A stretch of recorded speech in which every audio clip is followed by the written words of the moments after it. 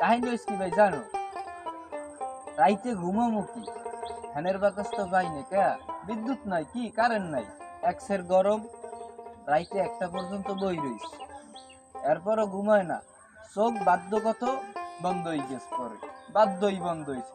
হ্যাঁ, শান্তি মতন ঘুমায় নাই, বাধ্যই বন্ধ হয়ে গেছে। চিনতে পারছি যে দিনে একটু বাইরে বাইরে বাতাস টাতাস খামো, প্রাকৃতিক একটা দৃশ্য, বাতাস টাতাস আইবে না, প্রাকৃতিক কোনো বাতাস টাতাস আইবে না। এত পরিমাণ গরম লাগে, এখন তো মনের মধ্যে গান উথল পাথল করে। কোন গানটা জানি?